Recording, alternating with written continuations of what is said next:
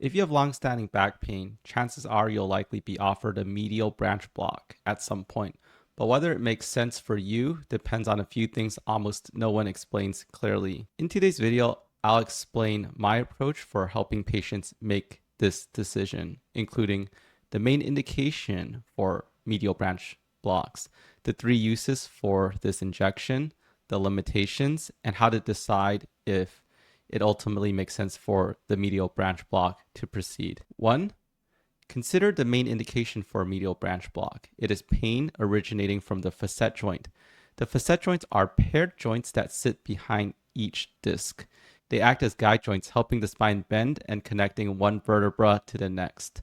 Facet joint pain tends to follow a recognizable pattern. It's usually slightly off-center rather than perfectly midline. It's often described as achy with a mild to moderate intensity. Facet joint pain usually winds up slowly. It gets worse with standing, walking, or lying on the stomach. This pain winds down with sitting, slouching slightly, or lying on the back. Long walks tend to steadily worsen symptoms, which is why people with significant facet pain rest to find relief. Imaging can sometimes support this diagnosis. The MRI may show inflammation or degeneration in the facet joints, but this is not diagnostic on its own because many people without pain have facet changes on MRI. Relying on imaging alone often leads to overdiagnosis and misdiagnosis. 2. If you suspect you have facet joint pain, there are 3 reasons to consider getting a medial branch block. The medial branch nerves provide sensation to the facet joints, so a medial branch block uses a local anesthetic, often combined with steroid, to numb these sensory nerves. The first purpose of the injection is diagnostic clarity. If it's not completely clear whether the facet joint is the pain generator, temporary pain relief can help confirm that. A commonly used threshold is 70% or greater pain relief, which supports the facet joint as a meaningful contributor. The second purpose is pain relief. I have observed patients feel better for days to weeks after a single injection. That relief can be valuable, especially when pain has been persistent. Third, there's also an important downstream implication. Medial branch blocks are often used as a qualifying test for a procedure called radiofrequency ablation. That's a procedure where heat is used to interrupt the pain signal from the medial branch nerves. This procedure can produce a longer period of pain relief.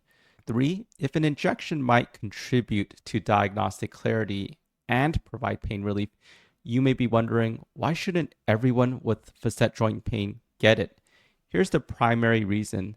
This injection does not actually repair your injury. That's right. A medial branch block does not fix the facet joint, and it does not fix the structural stresses that led to facet overload in the first place.